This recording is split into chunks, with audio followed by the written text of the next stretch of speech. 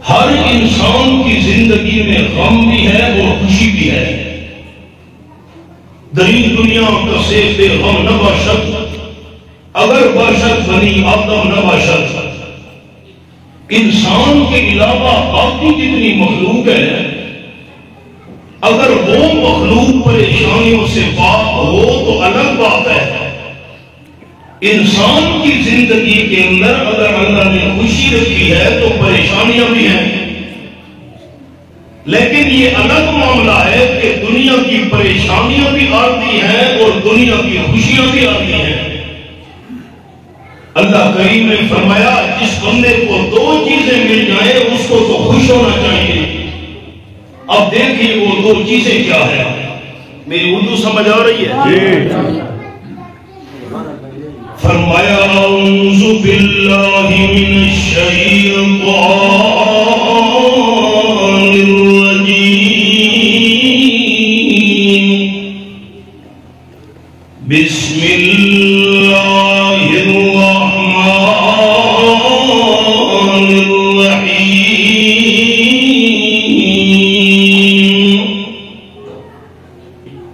قل بفضل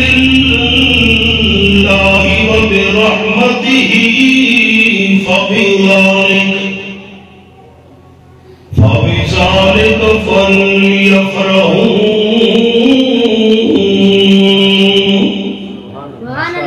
هو خير مما يجمعون.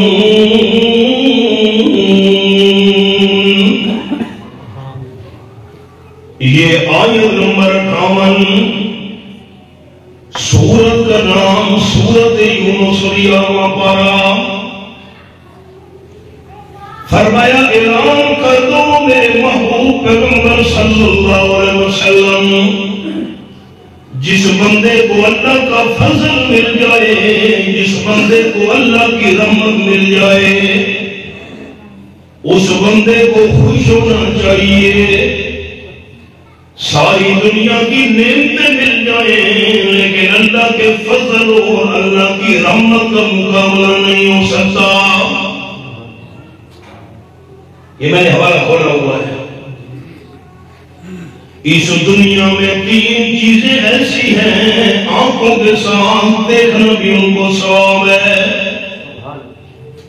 بیت اللہ شریف کو اپنی آنکھوں کے ساتھ دیکھنا بھی ثواب ہے. اپنے والدین کو ادب کی نظر سے دیکھنا بھی ثواب ہے. اور نمبر 3 اللہ کریم کے قرآن پاک کو اپنی آنکھوں کے ساتھ دیکھنا بھی ثواب ہے. یہ میں چاہتا ہوں آپ کو سن تو رہے ہیں قرآن پاک، آپ دیکھیں بھی صحیح تاکہ اللہ آپ کو ڈبل ثواب عطا کر دے. سبحان اللہ سبحان اللہ. جس بندے کو اللہ کا فضل مل گیا، اللہ کی رحمت مل گئی، فَبِذَلِكَ فَلْيَفْرَحُوا.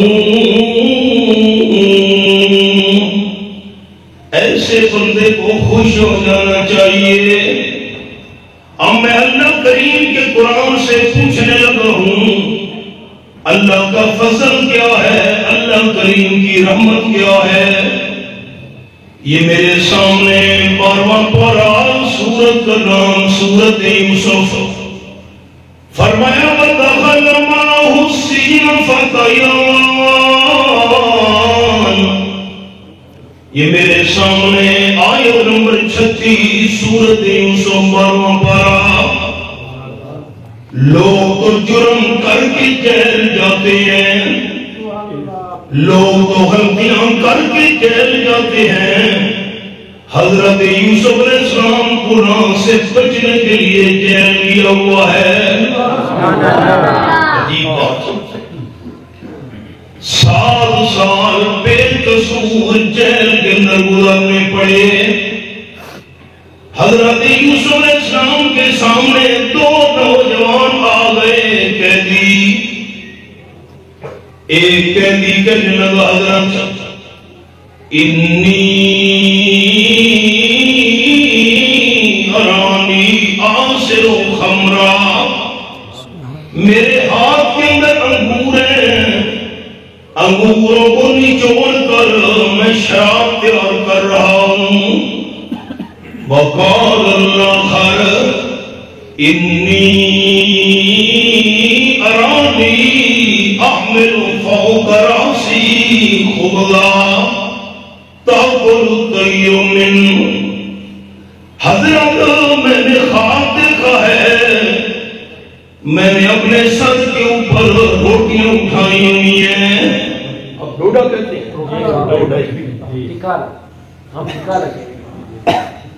سر کے اوپر میں نے روٹیاں اٹھائی ہوئی ہیں. پرندے آ کر ان روٹیوں کو کھا رہے ہیں. 90 نام تقویلی. ہمیں تعبیر بتائیے خواب کا مطلب کیا ہے؟ اِنَّا نَرَاكَ مِنَ الْمُحْسِنِينَ.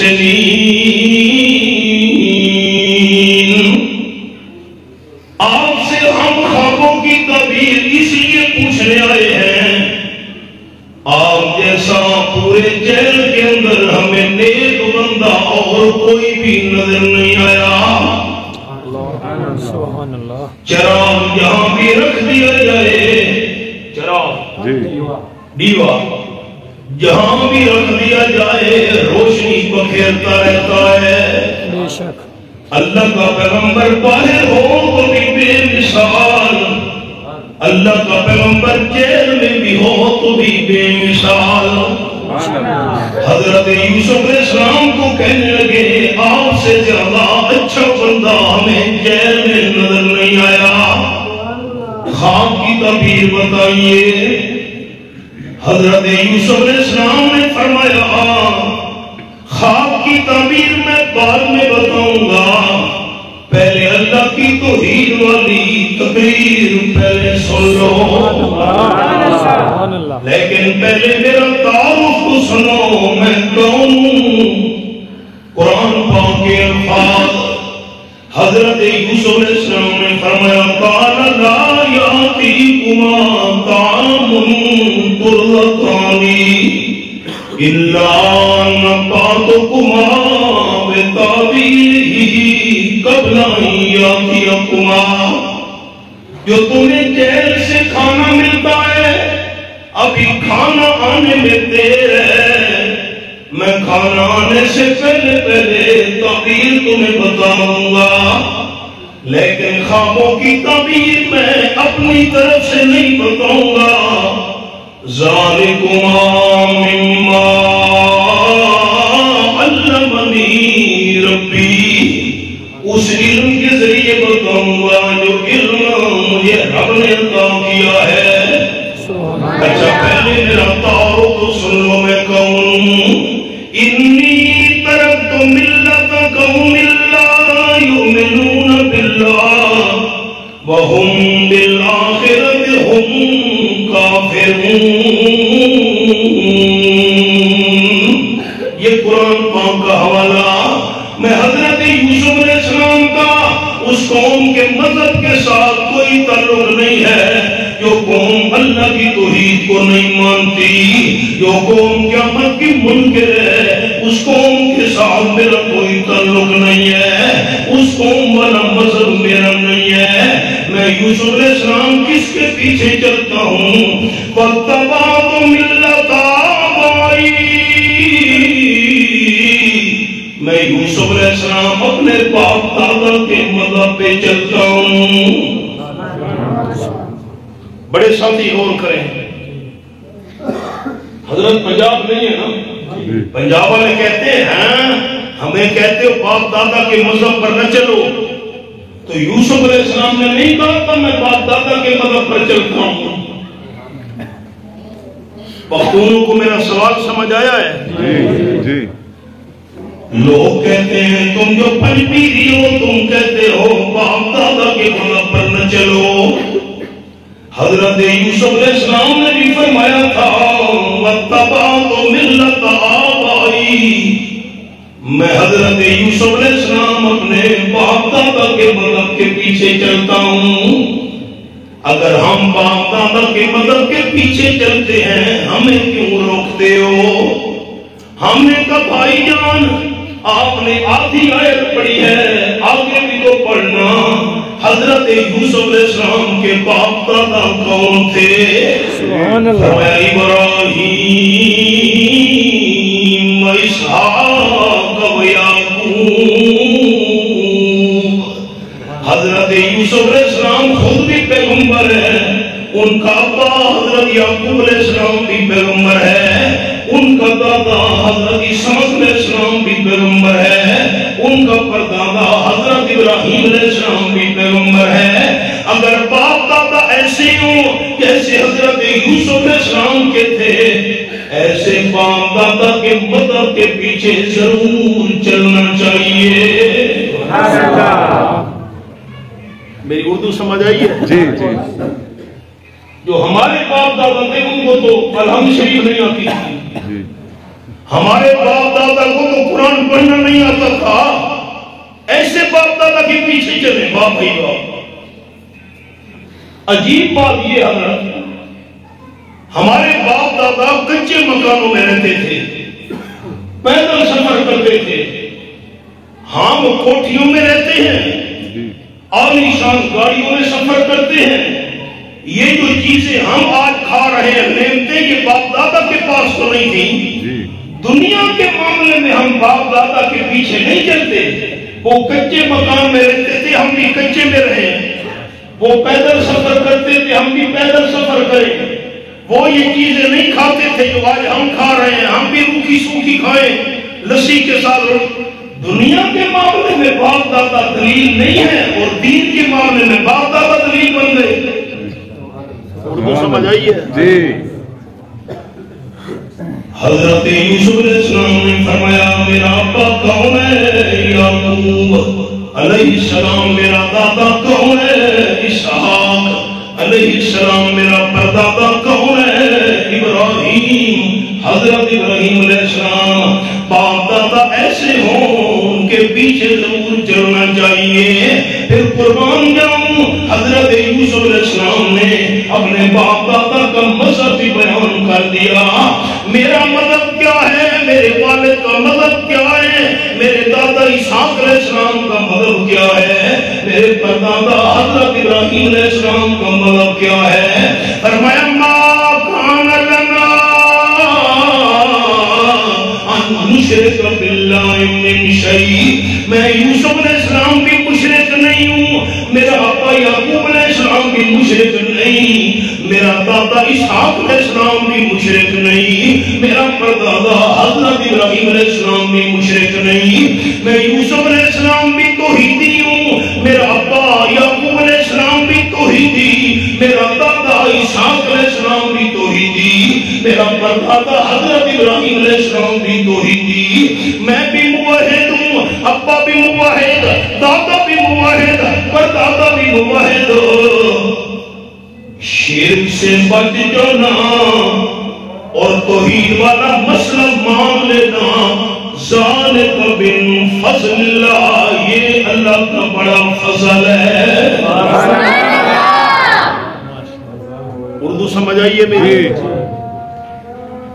دو نعمتیں جس کو مل گئی، اللہ کا فضل مل گیا، اللہ کی رحمت مل گئی، اس کو خوش ہونا چاہیے۔ آپ کو مبارک ہو، میں بھی، آپ سارے بزرگ بھی، آپ سارے دوست بھی خوش نصیب ہیں۔ اللہ نے ہمیں شرک سے بچایا ہوا ہے، ذالک من فضل اللہ، اللہ کا فضل ہے۔ اور نمبر 2 وَرَحْمَتِهِ وَبِرَحْمَتِهِ، جس کو اللہ کی رحمت مل گئی اس کو بھی خوش ہونا چاہیے۔ اللہ کی رحمت کیا چیز ہے؟ یہ میرے سامنے 15واں پارہ، سورت کا نام سورت بنی اسرائیل۔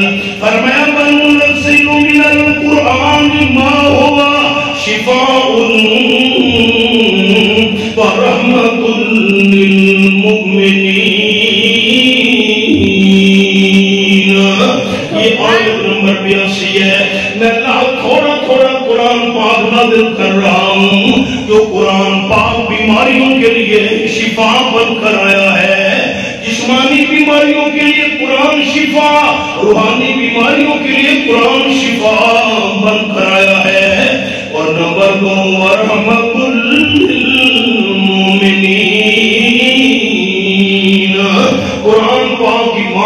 والوں کے لیے رحمت بن کر آیا ہے۔ جس بندے کو توحید مل گئی، جس بندے کو قرآن مل گیا، اس بندے کو اللہ کا فضل بھی مل گیا، اللہ کی رحمت بھی مل گئی۔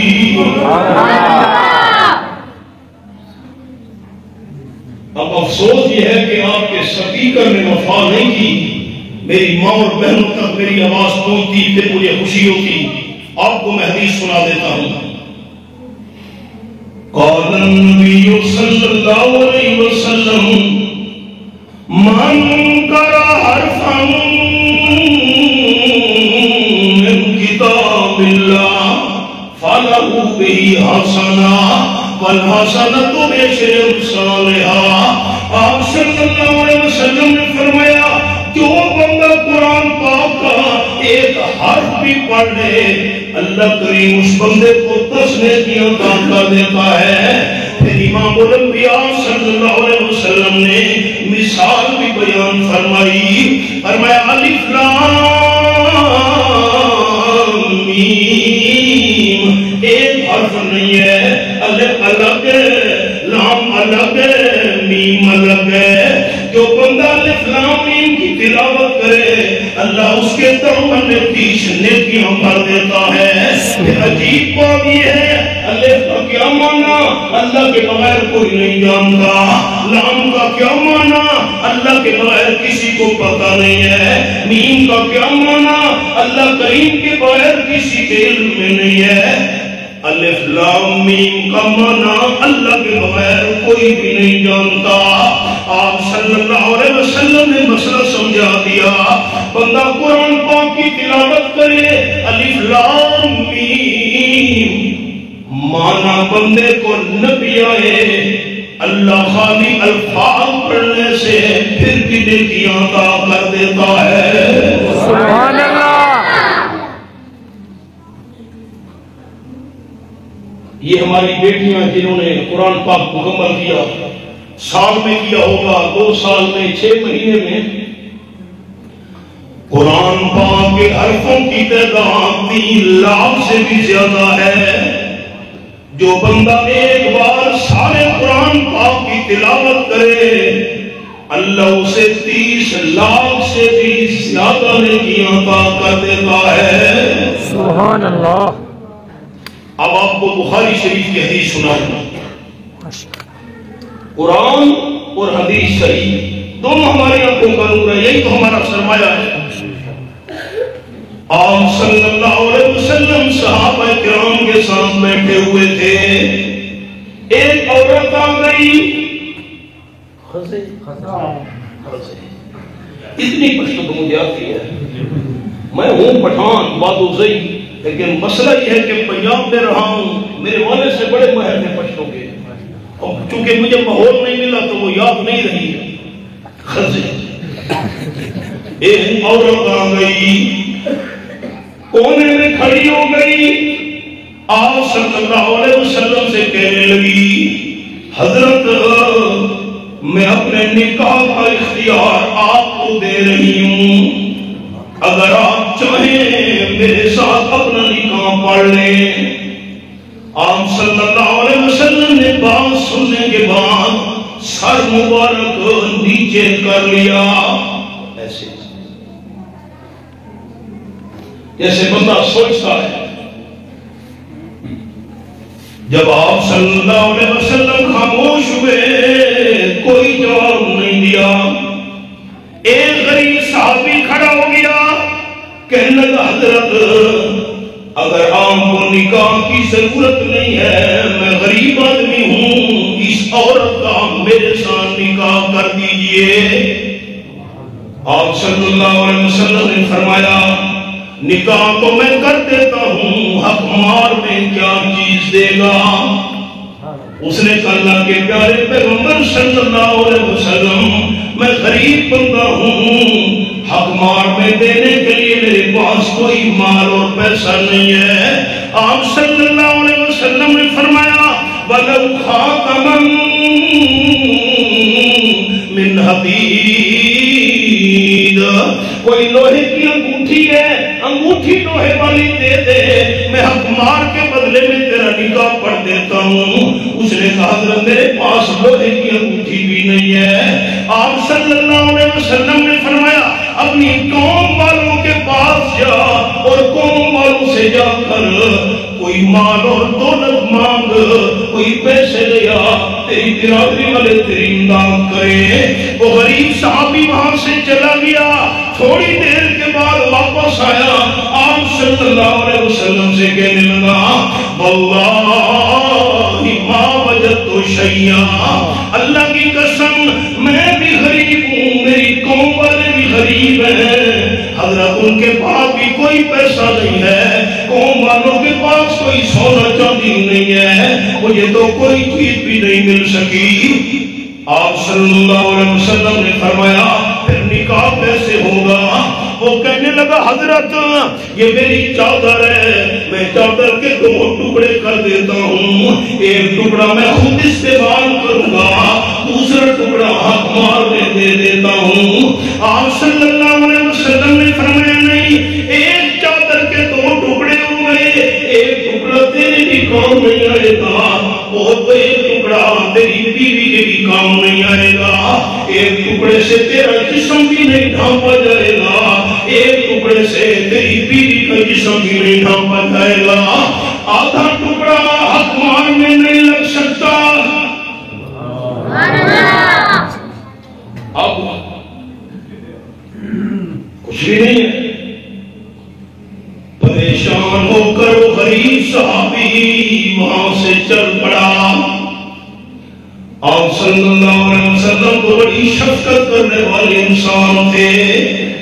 یہ میرے سامنے 11واں پارہ سورت کا نام سورت التوبہ، فرمایا لقد جاءکم رسول من انفسکم عزیز علیہ ما عنتم حریص علیکم بالمؤمنین رؤوف الرحیم۔ یہ آیت نمبر 128۔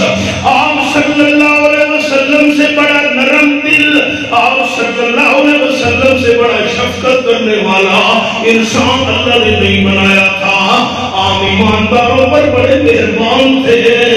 آپ نے دیکھا غریب صحابی پریشان ہو کر جا رہا ہے، آپ نے فرمایا میرے ساتھیوں، میرے غریب ساتھی کو بلاؤ۔ سبحان اللہ۔ بیٹا آپ خاموش بیٹھے ہیں، جلدی واپس آ، آپ صلی اللہ علیہ وسلم تجھے بلا رہے ہیں۔ واپس آ گیا، اردو سمجھ آ رہی ہے؟ جی۔ قال النبی صلی اللہ علیہ وسلم ماذا قال من القرآن۔ سبحان اللہ۔ آپ صلی اللہ علیہ وسلم نے فرمایا یہ بتا تجھے قرآن پاک کی کتنی آیتیں یاد ہیں، قرآن کی کتنی سورتیں یاد ہیں، قرآن کا کون سا حصہ تجھے یاد ہے؟ میں نے سبق روک دیا، ایک حوالہ دکھاتا ہوں۔ غریب صحابی سامنے کھڑا ہے، آپ صلی اللہ علیہ وسلم پوچھ رہے ہیں کتنا قرآن کا حصہ تمہیں یاد ہے؟ جی۔ دوستو جھگڑا ختم ہو گیا۔ آپ صلی اللہ علیہ وسلم کی شان پر حق ہے، لیکن دل کا حال جاننا صرف اللہ کریم کا حق ہے۔ نبی کریم صلی اللہ علیہ وسلم دل کا حال جانتے ہوتے تو پوچھنے کی کیا ضرورت تھی؟ 28واں پارہ سورت کا نام سورت التغابن، فرمایا واللہ علیم بذات الصدور۔ یہ آیت نمبر 4 پہ میں نے انگلی رکھی ہوئی ہے، 28واں پارہ سورت التغابن۔ کائنات کے اندر جتنے بھی انسان ہیں، ہر انسان کے سینے کا حال جاننے والا صرف اللہ ہے، عالم الغیب بھی صرف اللہ ہے، ہر جگہ موجود بھی صرف اللہ ہے، دل کے ارادے جاننے والا بھی صرف اللہ ہے۔ یہ میرے سامنے 20واں پارہ سورت کا نام سورت النمل، فرمایا من فی السماوات والارض الغیب الا اللہ. اعلان کر دو میرے پیارے پیغمبر صلی اللہ علیہ وسلم، آسمانوں میں جتنی مخلوق ہے وہ بھی غیب نہیں جانتی، زمین میں جتنی مخلوق ہے وہ بھی غیب نہیں جانتی. فرشتے مخلوق ہیں غیب نہیں جانتے، انسان مخلوق ہیں غیب نہیں جانتے، جنات مخلوق ہیں غیب نہیں جانتے. اگر غیب کو جانتا ہے تو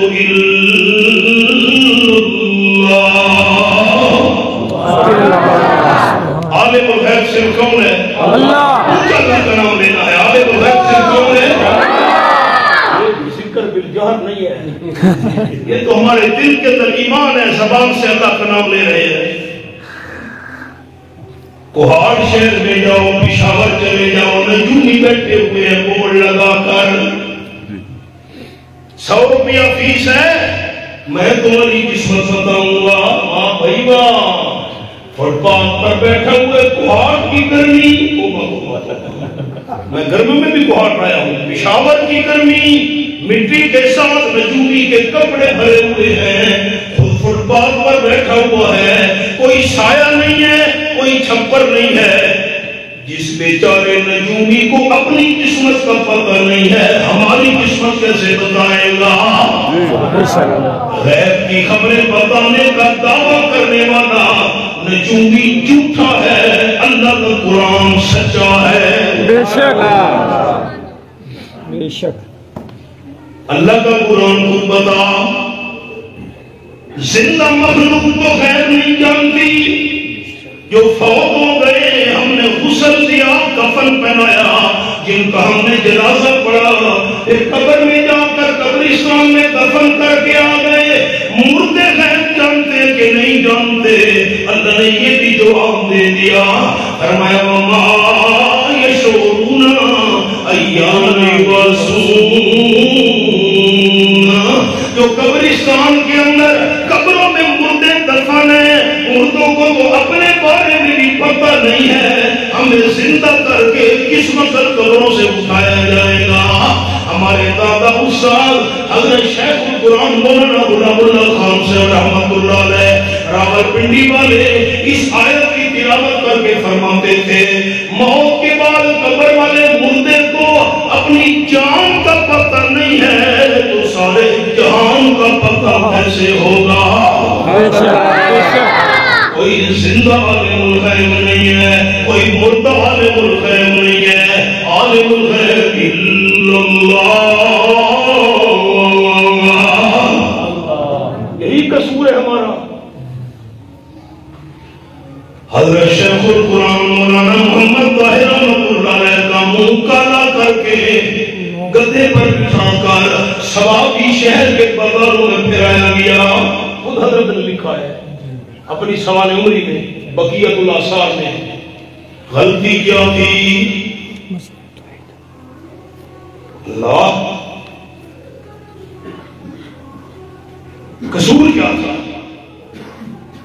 رقیبوں، میں پرسوں کراچی سے آیا ہوں، کراچی میں مجھے ایک عالم نے کہا، میں حضرت شیخ پنجبیر رحمۃ اللہ علیہ کے پاس پڑھتا رہا ہوں، فرماتے تھے میں نے وہاں پورا سال گزارا.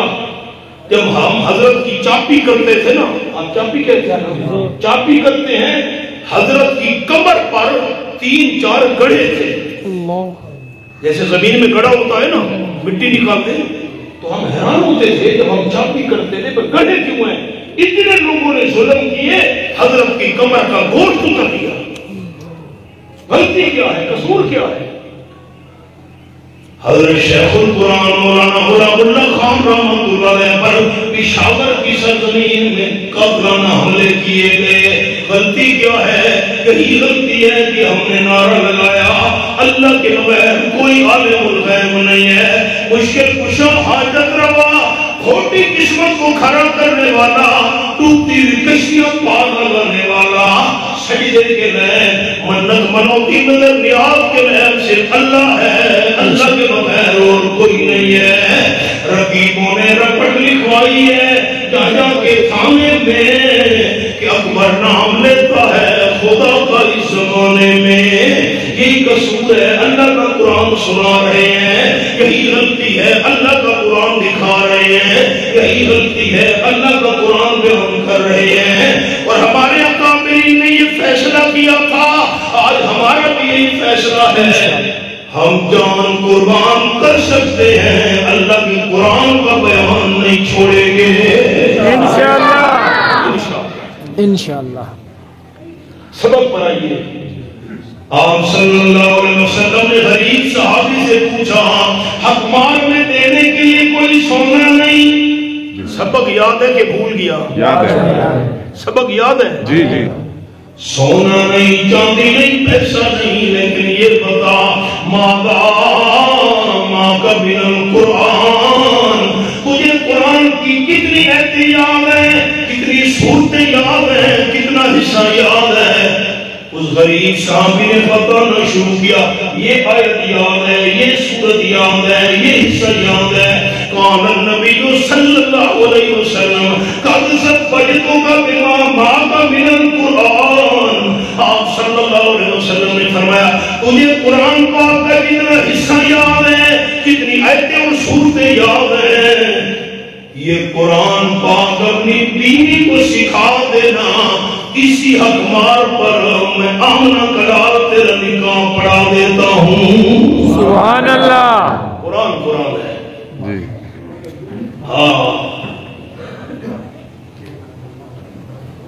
اللہ کا فضل جس کو مل جائے، شرک سے بچ جائے، اسے بھی خوش ہونا چاہیے۔ اور نمبر 2، اللہ کی رحمت قرآن جس کے حصے میں آ جائے اس کو بھی خوش ہونا چاہیے۔ یہ 29واں پارہ ہے، سورت کا نام سورت المدثر، فرمایا علیہا تسعۃ عشر، یہ آخری سطح ہے، آیت نمبر 30، 29واں پارہ۔ جہنم کے اوپر اللہ نے 19 فرشتوں کی ڈیوٹی لگائی ہے، ایک کم 20، 19، تسعۃ عشر 19 کو کہتے ہیں۔ جہنم کے اوپر 19 فرشتوں کی ڈیوٹی لگی ہوئی ہے۔ آپ صلی اللہ علیہ وسلم کے صحابی حضرت عبداللہ بن مسعود رضی اللہ عنہ فرماتے ہیں جہنم کے اوپر ڈیوٹی دینے والے فرشتے بھی 19 ہیں، اور بسم اللہ الرحمن الرحیم، بسم اللہ شریف کے حرف بھی 19 ہیں۔ جو ایماندار بندہ ایک دفعہ پوری بسم اللہ شریف پڑھے گا، بسم اللہ الرحمن الرحیم، اللہ بسم اللہ شریف کے 19 حرفوں کے بدلے میں اسے جہنم کے 19 فرشتوں سے چھٹکارا دے دے گا۔ سبحان اللہ۔ قرآن قرآن ہے۔ المیہ یہ ہے، افسوس یہ ہے کہ آج قرآن کی قدر نہیں، مسلمانوں میں قرآن کی قدر نہیں ہے، مسلموں کو چھوڑو۔ یہاں کوئی وزیر آپ کا آ جائے، MLA آ جائے، آپ میرا بیان بھی چھوڑ دیں گے، MLA آ گیا بھائی، اور حافظ قرآن آ جائے کوئی قدر نہیں، قرآن کا ماہر عالم آ جائے کوئی قدر نہیں۔ امام ابو حنیفہ رحمۃ اللہ علیہ کا زمانہ تھا، ایک آدمی نے کلام اٹھا لی، بندے نے کہا جب میری بیٹی جوان ہوئی، شادی کے وقت اپنی بیٹی کو جہیز میں ساری دنیا کا مال دوں گا، ساری دنیا کا مال۔ اگر میں نے بیٹی کو جہیز میں، جہیز آپ سمجھتے ہیں نا؟ جی جی۔ تو بندہ بیٹیوں کو دیتا ہے سامان، اگر میں نے بیٹی کو شادی کے وقت سارا مال دنیا کا نہ دیا، ساری دنیا کا خزانہ بیٹی کو نہ دیا، میری بیوی کو طلاق۔ بیٹی جوان ہو گئی، رشتہ طے ہو گیا، شادی کا وقت آیا، والد پریشان ہو گیا، میں تو غریب آدمی ہوں، ساری دنیا کا مال اور پیسہ، ساری دنیا کا خزانہ بیٹے کو جہیز میں نہیں دے سکتا، یہ تو میری بیوی کو طلاق ہو جائے گی۔ پتہ نہیں آپ کے ہاں کیا حالات ہیں، پنجاب میں تو یہ حالات ہیں، لوگ طلاق پہلے دیتے ہیں، مسئلہ بعد میں پوچھتے ہیں۔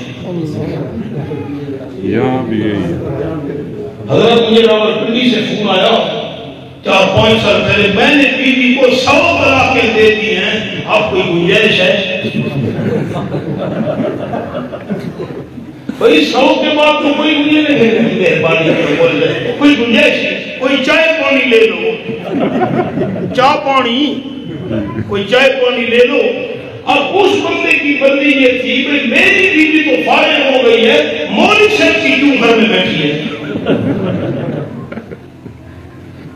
میں دلیل دیتا ہوں، بھائی میری بیوی تو فارغ ہو گئی ہے، 100 طلاقیں میں نے دی ہیں، مولوی صاحب کی کیوں بیوی گھر میں بیٹھی ہے؟ میں مولوی صاحب اللہ کے حرام کو حلال کرے، اللہ کے حرام کو مولوی صاحب حلال کرے، اور اللہ کے حرام کو حلال کرنا تو کفر ہے۔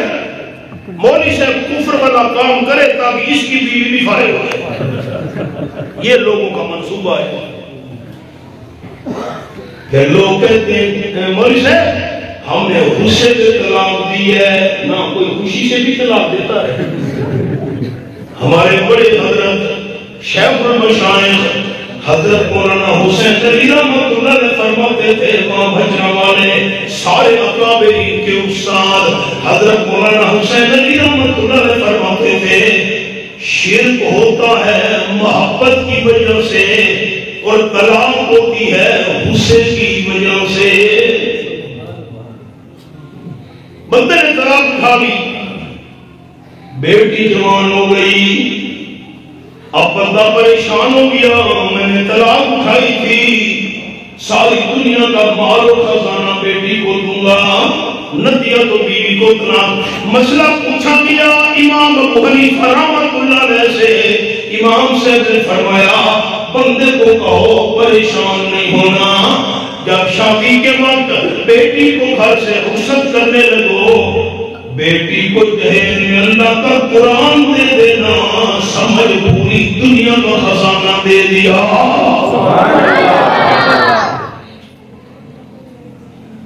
قرآن ہے وَنُنَزِّلُ مِنَ الْقُرْآنِ مَا هُوَ شِفَاءٌ وَرَحْمَةٌ لِّلْمُؤْمِنِينَ۔ کوئی سنے تو صحیح، سامن کا مہینہ ہو، موسلا دھار بارش برس رہی ہو، اور برتن کو الٹا رکھ دو، یہ برتن ہے، اس کو الٹا رکھ دو، 24 گھنٹے بھی بارش برستی رہے، ایک قطرہ اس میں نہیں آئے گا۔ اور اگر برتن سیدھا پڑا ہوا ہے، ہلکی پھلکی بارش ہو، ضرور رحمت کے قطرے اس میں جمع ہو جائیں گے۔ اگر دل کا برتن سیدھا ہے، قرآن پاک سیدھے برتن کے اندر اللہ ڈال دے گا، اور جب برتن دل والا الٹا ہے، کیسے ہدایت نصیب ہوگی؟ آپ کو قرآن 5 منٹ ہے نا جی نماز میں، یہ میرے سامنے رب العالمین کا قرآن، اللہ تیرے سمجھانے کے انداز پہ قربان جاؤں۔ فرمایا فلا اقسم بما تبصرون وما لا تبصرون۔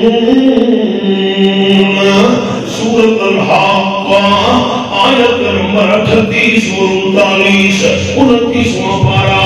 حضرت عمر رضی اللہ تعالیٰ عنہ آپ صلی اللہ علیہ وسلم کو تکلیف دینے کے لیے اپنے گھر سے باہر نکلے، ابھی مسلمان نہیں ہوئے تھے، سارے مکی شریف کا چکر لگاتے لگاتے کہیں اللہ کے پیارے پیغمبر مل جائیں، آپ کو تکلیف دوں، آپ کو پریشان کروں۔ آپ صلی اللہ علیہ وسلم سے ملاقات نہیں ہوئی، تلاش کرتے کرتے حضرت عمر خان کعبہ میں جا پہنچے، وہاں دیکھا امام الانبیاء صلی اللہ علیہ وسلم خانہ کعبہ کے سامنے قرآن پاک کی تلاوت کر رہے تھے. سبحان اللہ. نماز کی حالت ہے. آپ صلی اللہ علیہ وسلم قرآن پڑھ رہے ہیں. بہتر دوستوں نے دیکھنا ہے. حضرت عمر رضی اللہ عنہ بیان کرتے ہیں میں خلاف کعبہ کے اندر داخل ہو گیا. خلاف ہے اندر, اور اندر سے چلتے چلتے جہاں آپ صلی اللہ علیہ وسلم کھڑے ہو کر قرآن نماز میں پڑھ رہے تھے میں وہاں تک پہنچ گیا. آگے خلاف کعبہ ہے. حضرت عمر رضی اللہ عنہ چھپ کے کھڑا ہوا ہے. آپ صلی اللہ علیہ وسلم کو کوئی پتہ نہیں کوئی خلاف کعبہ کے اندر کھڑا ہے. اب تو حالات بھی کوئی نہیں رہے, بندہ کیا کرے. ایک مولوی صاحب نے کتاب لکھی ہے, اس نے کہا جب قبرستان جاؤ نا تو قبر کے پاؤں کی طرف سے کھڑا ہونا ہے, سر کی طرف سے کھڑا نہیں ہونا. اگر تم قبرستان جا کر قبر کے سر کی طرف کھڑے ہوئے نا مردے کو تکلیف ہوگی, وہ گردن موڑ کر دے گا. آئے ہوئے ماشاءاللہ.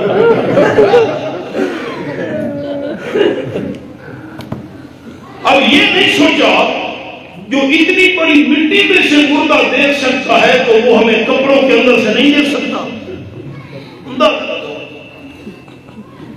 پردہ سامنے آ گیا خلاف کعبہ.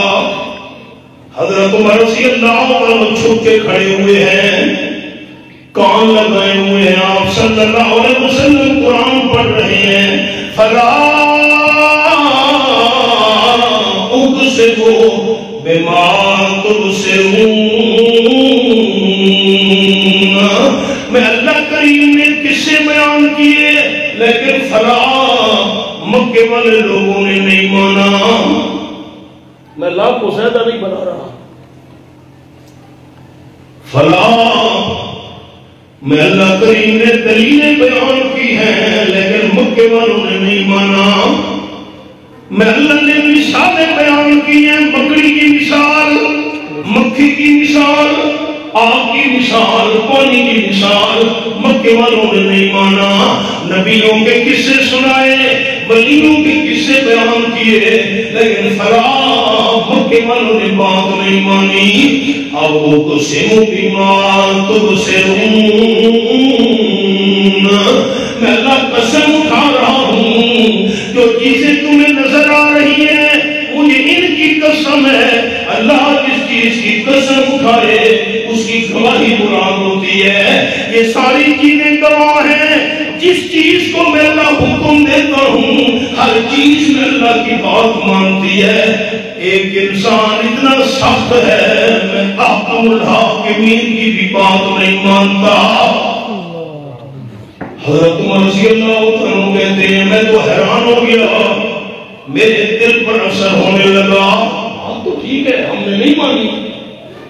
فرمایا وما لا تبصرون. جو چیزیں تمہیں نظر نہیں آتی, فرشتے نظر نہیں آتے, میں اللہ ان کی قسم اٹھاتا ہوں وہ بھی گواہ ہیں. ہر چیز میں اللہ کی توحید کو مانتی ہے, انسان نہیں مانتا. جنت بھی گواہ ہے, جہنم بھی گواہ ہے, زمین و آسمان بھی گواہ ہیں. جو چیزیں نظر آتی ہیں وہ بھی گواہ, جو نظر نہیں آتی وہ بھی گواہ. ہر چیز میری بات مانتی ہے. انہ لقول رسول کریم. بڑی عزت والا فرشتہ جبرائیل قرآن کو لے کر آیا ہے, اسے اپنی زبان سے قرآن پڑھ کر سنایا ہے. میری طرف دیکھیں, 4 انگلیاں میری دیکھیں سارے ساتھی, یہ 4 انگلیاں. 4 چیزیں ایسی ہیں جن کی تعداد اللہ کے بغیر کوئی نہیں جانتا. اللہ کی صفتیں کتنی ہیں اللہ کے بغیر کوئی نہیں جانتا. نمبر 2, اللہ نے فرشتے کتنے پیدا کیے اللہ کے بغیر کوئی نہیں جانتا. اللہ نے پیغمبر کتنے بھیجے اللہ کے بغیر کوئی نہیں جانتا. علماء کرام جب بیان فرماتے ہیں 1,24,000 پیغمبر، ساتھ کہتے ہیں یا کم و بیش، اللہ بہتر جانتا ہے۔ اور نمبر 4، اللہ نے کتنی آسمانی کتابیں بھیجی ہیں؟ 4 کتابیں تو پڑھی ہیں، تورات شریف، انجیل شریف، زبور شریف، قرآن پاک۔ اللہ نے کل کتنی کتابیں نازل کی ہیں اللہ کے بغیر کوئی بھی نہیں جانتا۔ اب عوام خیال، جتنے بھی فرشتے ہیں، میرا جملہ غور سے سننا ہے دوستوں نے، جتنے بھی فرشتے ہیں کوئی فرشتہ قرآن پڑھ نہیں سکتا سوائے جبرائیل کے۔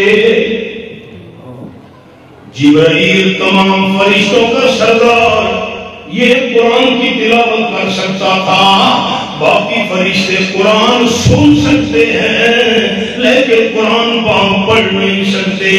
یہ تو آخری امت کو اللہ کریم نے سعادت نصیب کی ہے۔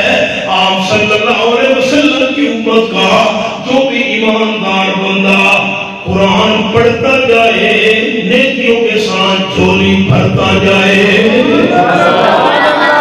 صرف جبرائیل قرآن پڑھ سکتا تھا بس، باقی فرشتے پڑھ، یہ تو ہم ہیں گنہگار ہیں، ہم نالائق مسلمان قرآن پڑھتے جائیں، نیکیوں کے ساتھ جھولیوں کو بھرتے جائیں۔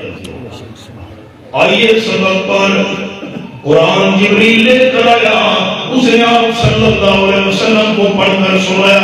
حضرت عمر کہتے میرے دل پر اثر ہونے لگ گیا کیونکہ دل کا برتن سیدھا تھا۔ اپنی میری اردو سمجھ آئیے، برتن سیدھا تھا نا، الٹا نہیں تھا۔ فوراً مجھے خیال آیا یہ جو میرے دل پر اثر ہو رہا ہے یہ کلام شعر ہے، پڑھنے والا شاعر ہے۔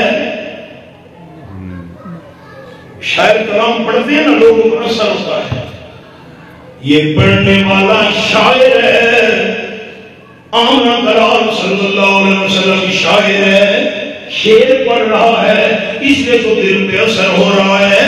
اللہ تو دل کی ارادے جانتا ہے، اللہ نے آپ صلی اللہ علیہ وسلم کی زبان سے یہ آیت پڑھوا دی، فرمایا وما هو بقول شاعر قلیلا ما تؤمنون۔ نانا سننے والے دل پر اثر ہو رہا ہے لیکن یہ کلام شعر نہیں، پڑھنے والا شاعر نہیں، تو مانتے جو کم ہو۔ حضرت عمر رضی اللہ عنہ کہتے ہیں میرے دل میں خیال آیا یہ کلام شعر نہیں، پڑھنے والا شاعر نہیں، دل پہ اثر کیوں ہو رہا ہے؟ یہ کلام جادو ہے، پڑھنے والا جادوگر ہے۔ اللہ تو دل کی نیت جانتا ہے، اللہ نے اپنے پیارے پیغمبر کی زبان پر یہ آیت پڑھوا دی، فرمایا وَلَا بِقَوْلِ قَاهِدٍ قَلِيلًا مَا تَذَكَّرُونَ۔ نانا سننے والے یہ کلام جادو نہیں، پڑھنے والا جادوگر نہیں، نصیحت کم حاصل کرتے۔ حضرت عمر کہتے ہیں مجھے خیال آیا یہ کلام شعر نہیں، پڑھنے والا شاعر نہیں، یہ کلام جادو نہیں، پڑھنے والا جادوگر نہیں۔ ابن کثیر رحمۃ اللہ نے اسی مقام پر یہ بات لکھی ہے، مسند احمد میں بھی ہے۔ حضرت عمر خود بیان کرتے ہیں، میری طرف دیکھ رہی ہیں دوستوں نے، یہ کلام شعر نہیں، پڑھنے والا شاعر نہیں، یہ کلام جادو نہیں، پڑھنے والا جادوگر نہیں، جادو بھی نہیں۔ کیوں دل پہ اثر ہو رہا ہے؟ اس لیے اثر ہو رہا ہے کہ تنزیل من رب العالمین، العالمین نے تھوڑا تھوڑا نازل کیا ہے، اللہ کا کلام ہے، اس لیے دل پہ اثر ہو رہا ہے۔ حضرت عمر کہتے ہیں میرے دل میں جتنے بھی شبہات تھے، جتنے بھی شک تھے، اللہ نے سارے میرے دل کے شبہات اور شکوک دور کر دیے۔ دل چونکہ برتن سیدھا تھا، اللہ نے رحمت اس میں ڈال دی۔ آپ صلی اللہ علیہ وسلم سلام پھیر کر جب جانے لگے حضرت عمر بھی پیچھے پیچھے چل پڑا. آپ نے قدموں کی آواز سنی. کون ہے بھائی؟ کہ میں عمر ہوں رضی اللہ عنہ خطاب کا بیٹا. کیا بات ہے حضرت؟ میں قرآن سنتا گیا. اللہ نے قرآن سننے کی وجہ سے میرے شبہات دور کر کے ایمان قبول کرنے کی توفیق دے دی ہے. قرآن قرآن ہے. گر تمی خواہی مسلمان زیستن نیست ممکن جز و قرآن زیستن. قرآن قرآن ہے. اللہ کریم نے میرے اکابرین کو اپنی توحید کی خدمت کے لیے اور اللہ کریم کے قرآن کی درس و تدریس کے لیے چن لیا. الحمدللہ. اللہ کا فضل بھی ہمیں نصیب ہو گیا. ہم موحد ہیں اور اللہ کی رحمت بھی نصیب ہو گئی. دن رات بیان ہو تو بھی قرآن, جمعہ ہو تو بھی قرآن, درس ہو تو بھی قرآن, مجمع میں بیان کرنا ہو قرآن, ایک آدمی سامنے بیٹھا ہو قرآن کا بیان. اللہ نے توحید کی خدمت کے لیے اور قرآن کی خدمت کے لیے ہمیں چن لیا ہے. سارے دوست کہہ دیجیے الحمدللہ. میں دعا کرتا ہوں اللہ ان ہماری بیٹیوں کو نیک صالح بنائے, رحمت و فضل و کرم سے مالا مال فرمائے.